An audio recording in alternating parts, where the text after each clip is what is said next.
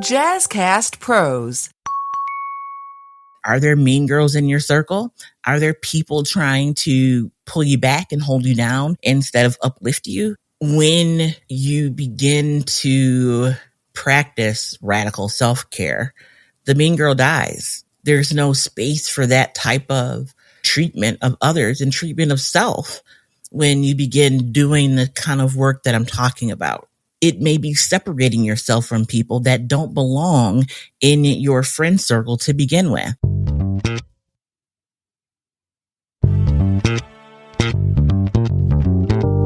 Welcome to the Healthy Illness Podcast. I'm your host, Coach Kelly Marie, and Healthy Illness is the podcast where you can learn how to build healthier relationships while living with mental health conditions. Hey, like, subscribe, and share this podcast. If you get something out of it, I know someone you know would get something out of it too. Leave a comment, let me know your thoughts, and hey, what direction you think Healthy Illness should go. I just spent some time, it being Women's History Month, was on a panel discussion and spent some time with some incredible women talking about relationships, being a woman, what that means in the workplace, in a corporate environment. How can we be better to and for each other? And one of the questions that was posed was about being a mean girl, being a woman in not just a corporate environment, but any work environment, even amongst friends, right? There's this mean girl persona, this personality, this way of dealing with other women that tears women down and instead of uplifts them, right? If you've seen the Mean Girl movie, it was a cliquey group of young ladies and they did everything they could to make everyone's life miserable. So instead of working together in order to make their situation better, they did the exact opposite and made everyone's life hell by being these mean girls. And so one of the responses from one of the panelists was, to practice radical self-care. And I thought about radical self-care for a bit and what that means for me. And when it got to me, I heard the other responses and I did agree with what they were saying. And this need to be more relational, have better relationships and professional capacities. And what did, we think that the root of it was and how could we do better? That was generally the question. And so, my response was self-care, taking that theme of radical self-care, what self-care really is. And for too long, I personally have agreed that, first of all, so self-care, it is what it is for you, right? And what often comes up in conversations with people that don't have like a routine and may just be beginning their journey towards practicing self-care is, getting your hair done, getting your nails done, getting a pedicure, that kind of stuff. And you can put that in your self-care bucket for a short while, right? I'll give you that. But listen, to be honest, that's hygiene. That is hygiene. And I would love for us to get to the place where self-care really is about digging deep, right? Everybody has issues. Everybody on the face of the planet. No one does not have issues. And so because of that, we have these workplace dynamics, these relationship dynamics, friendship dynamics, because everyone has issues. And so my true response is this radical self-care that my colleague talked about, taking that surface level off. And that's just general maintenance stuff, like getting your hair done, getting your nails done, getting your pedicure. Sure, it feels great, but so does a hot shower, right? But that's not self-care. That's hygiene. So if we put haircuts and that kind of stuff in the hygiene category, self-care is really about digging deep and righting the wrongs, the internal things. I'm saying, okay, maybe not righting the wrongs, but righting the ship. Making strides towards those issues that we deal with that make us act like mean girls. So, abandonment.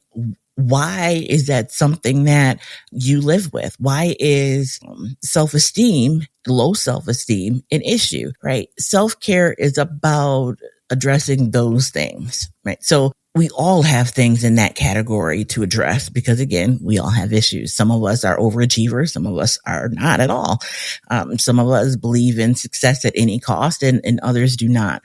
But it's all rooted in our upbringing and our experiences and what we learned and how we learn how to act and be in these relational experiences. And so if we take the time to dive deep and practice this radical self-care, which is, again, it's doing the hard work, we won't have mean girls. If everyone is working on the healing from their childhood traumas, and maybe it wasn't trauma, right? But childhood issues, teen issues, relationship issues with parents, you were hugged too much or not hugged enough. You were over disciplined or not disciplined at all.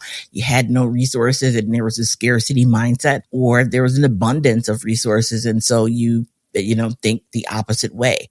At the end of the day, it is this kind of radical self-care of doing the hard work. And it may be going to therapy. It may not. It may be pouring yourself out into a journal. It may not. It may be separating yourself from people that don't belong in your friend circle to begin with, right? Like, are there mean girls in your circle? Are there people trying to pull you back and hold you down instead of uplift you? We often want to bring people along with us as we grow, but everybody is not supposed to be with us. Everyone is not supposed to be on the journey. And so many of us, I do it. I mean, I am guilty of it. Put people in roles and boxes that they don't belong. And when we put people in the wrong place, they end up affecting our lives in ways that they should not. And so a part of that radical self-care is evaluating your relationships. Are people in the right positions in your life? Are you trying to bring people along with you that don't belong with you? Taking a reflective look at who you are as a person really means taking a look at you and those folks around you.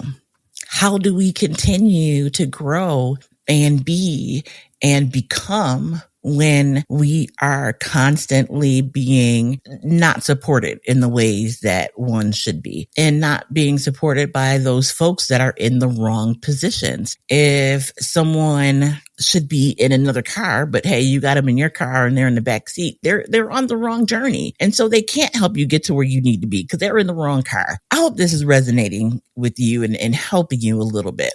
Self-care is about, yes, self, right? But also who we allow in our circle, in our realm, in our space, in our sphere, and where those folks sit in our space. Who are we giving voice to? Who are we allowing to speak into our lives? Who are we seeking advice from? You might be seeking advice from somebody that wishes you harm. You might be seeking advice from someone that you think cares about you, but they don't. And that's a problem. So how do you go about putting people in the right place? How do you go about this radical self-care, this assessment of your circle? A part of it is understanding who you are and your purpose, your journey, right? Like, where are you? Who are you to be and supposed to go? And so one of the things that one of my mentors shared with me early on was to wear people loosely. To wear someone loosely means like a garment, right? I could take this shirt off. It may be my favorite shirt. I may like to wear it every single day. But at the end of the day, I can take this shirt off and never wear it again, right? It is understanding where someone should be and what place they should occupy. Do you have a best friend?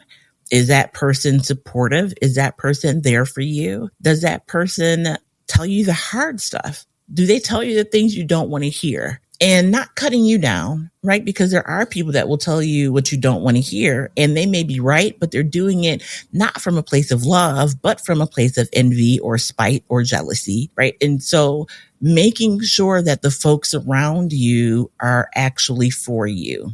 relationships are reciprocal, right? There's give and there's take. You don't want to be in a position, it's not healthy to be in a position where you're always giving and not receiving, because you're continually pouring and not being poured into. Now, you may have relationships where your role is to pour into someone, but that role and you pouring into that person cannot be at a deficit or detriment to you. You still have to be poured into in order to pour out into someone else.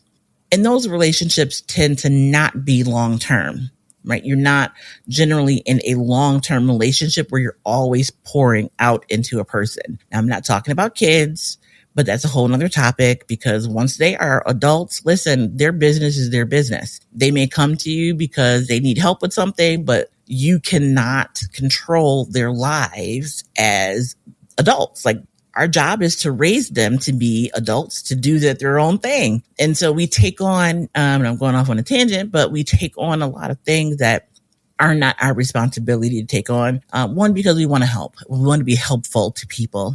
But is it a part of what you're really supposed to be doing? One of the things that I had to learn recently was I have to do as much for myself and for my business that I do for other people in their work, in their business. I've been pouring out a lot and not pouring out into the things that are mine. I had to take some time to really step back and question how much energy I'm putting into other people's things. And so I made a promise to myself to not put more into other people's things than I am putting into my own. That means I'm going to be saying no more often. It means that I'm going to be more mindful of the time I spend on other people's projects and on other people, period, and how much time I'm spending with myself, how much time I'm spending on my projects. There's a lot of things that I would love to do, and I find myself, because I'm a helper and I want people to be well and do well, and I want them to succeed, I find myself in a place where I do have to check me. And that's okay, because I know that that is a character trait that I have, and I need to do better, and am working on doing better at pouring into myself as much as I pour into others. Greetings, everyone. My name is Rob. Yes, I am the host of Father Torch. I would like to take this time to invite you in my discussions on very, very important topics of being a Black and brown father in today's society. Being a parent, the other parent, we face trials and tribulations too. We have worries, we have feelings. Here at Father Torch, we promote the advocacy of being the dad you wish you had. Join me at fathertorch.com. And so when we think about this mean girl character trait, when you begin to practice radical self-care, the mean girl dies. There's no space for that type of treatment of others and treatment of self when you begin doing the kind of work that I'm talking about. One, you begin surrounding yourself with more like-minded people that are more focused. If you've been thinking about starting a podcast and you want to include interviews with people across town, Riverside.fm offers unbelievable high-quality recordings regardless of your or your guest internet quality. And it also gives you separate audio and video tracks for each person speaking. And unlike Zoom, you don't have to install anything on your computer, and your guests don't either. Head over to Riverside.fm and use promo code JazzyCast to get 60 free minutes of recording and 15% off a membership plan. On holistic being, and I'm not talking about like eating and that kind of stuff. There are some mean girls that are vegans, right? Mean girl yogis. Like, it just because you're healthy doesn't mean that you're a nice person or a good person or a kind person. So I'm not talking about that. What I am saying is when you begin to do the self-care, when you begin to put people in the proper place, when you begin to evaluate the type of extracurricular activities you have, the groups you're in, and these could be long-standing groups that you've been a part of for decades. If they're not fulfilling, if they're not pouring into you, if they are not a part of your purpose, it's okay to step away. We get caught up in commitments and wanting to be people of our word, wanting to be people of integrity. But it is okay to say no. It is okay to readjust. It is okay to let people walk away, right? You don't have to hold on to people, nor should we, right? Hold on to people that don't want to be in our lives. But we may do that because of the other issues that we have. If you go back to the episode, the first one of the year with Dr. East, and we talked about emotional addiction, sometimes we get into these cycles where we end up with the same person over and over again, even though they have different names, different social security numbers, different addresses. They don't look the same, but they are the same person on the inside because we haven't done the self-work that's needed in order to address that underlying issue. And so it's totally okay and necessary for us to do the work. It is not easy, right? It is not always pretty. It is not fun, but it's necessary. And that is where and why I make the distinction between getting our nails and hair done as hygiene and doing this work that's much deeper. Because that's easy. You sit in a chair and someone else actually does the work. But what work are you doing on you? Now, if, you are working on setting time aside for yourself, and your way of fulfilling that is by getting your hair done or getting your nails done or a pedicure or whatever, it's not the act, right? That is still hygiene, but you're setting time aside for you. That is self-care. How you use it is something totally different. So I hope you see that distinction between the self-care piece and hygiene, between doing the work and some of the superficial things that we've been attaching to this title of self-care. And so men going to the barbershop, it's not the act of getting the haircut, right? That's therapeutic. That's self-care. It's the conversation. It's, having that barber as a therapist who is hopefully giving good advice, who's listening, who's helping that person work through their issues in that time that they're together in the chair, right? So it's not going to the shop. It's not the act of getting a haircut, but it's the connection that those two people have and the ability that they have to work through things. And so I want us to be more mindful, more careful when we're using the word self-care. It's becoming trendy and it really isn't. It's a necessity and it is not always fun. It usually, I'm not going to say it usually isn't fun because there are things that you will take great joy in that fall into a self-care category. But all in all, it's about doing the work. And so I encourage you to find ways to practice self-care that is you doing the work, of being radically transparent to yourself about your needs, about your weaknesses, about places where work needs to be done. I've said it before, we're not responsible for the things that were done to us as children or the environment in which we were raised. We're very much responsible for the healing and the correction that needs to take place so that we are better people. We can't say, well, that's just how I was raised or that's how we did things when I was growing up.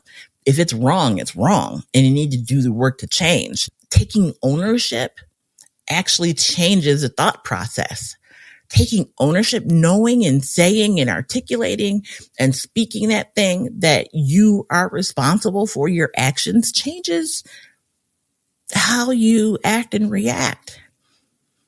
It moves you out of this this autopilot mode and begins this self-accountability process. So a lot of things there.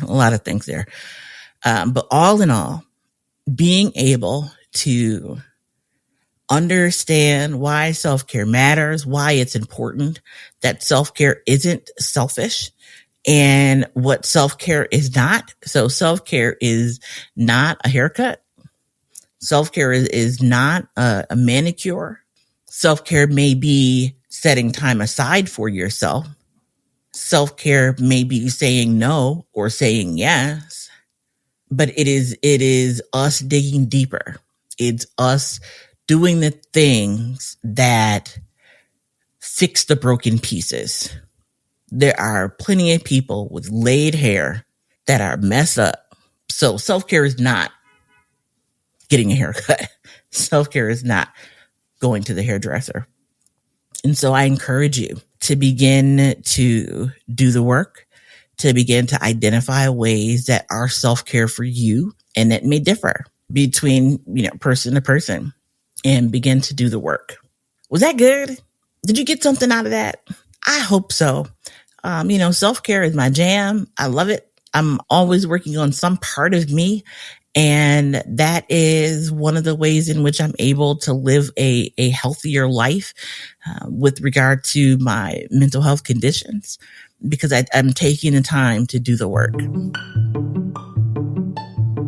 Hey, if you like this episode, check out Getting Real with Bossy, where we chat about what it's like to be a woman business owner. You'll hear interviews with women who are doing what it takes to succeed and the reality of what that looks like. We cover all the topics, figuring out the rules and regulations, navigating business partnerships, even if that's your spouse, motherhood while running a business, working within your values, and all the ups and downs of being the boss. Are you ready to get real? Pop over to our podcast, Getting Real with Bossy. Fantastic. Girl, where have you been? I haven't seen you at work in a while. Girl, I quit and started my own business. Really? That's amazing. How did you do it? Well, I've been listening to this Beauty Boss Millionaire podcast, and it really helped me change my mindset from an employee to a CEO. All that from a podcast? Yes, the Beauty Boss Millionaire walks you through the process of starting a business and making your first million. I need that in my life. I need someone to help me. Just go to beautybossmillionaire.com or pull it up on your favorite podcast app. It's time to boss up. If this was good to you, if you are digging Healthy Illness podcast, if you like the work, if you want to support the work, I encourage you to do so. You can do that. There's a link to actually PayPal. And I think I'll talk to Jazz and we'll get Cash App and all that other stuff up too. So you can help support the work that Healthy Illness is doing to help people build healthier relationships while living with mental health conditions. So if you need someone to talk to, right, you can dial 988 on your phone. And no matter where you are in the continental US, 988 will connect you to the national crisis line. You don't have to be in crisis to call, but if you need someone to talk to, you can call 988. You can also text 741-741 because we're not always in a position to be able to make a phone call when we need to talk to someone. So you can text 741-741. Both places, the text line and the phone line, are staffed with professionals that are able to talk to you and get you through whatever situation you're going through in the moment. So until the next time, I encourage you to be the light. You never know when someone is having their darkest day, you can be the light for them. That could be opening a door, holding an elevator, saying good morning, stopping and waiting for someone to respond when you say, hey, how are you? So many ways you can be the light. Hey, just by showing up, by listening, by being your best you. I am Kelly Marie. Please like, subscribe, and share. Do all of the social media things. All right. Until the next time.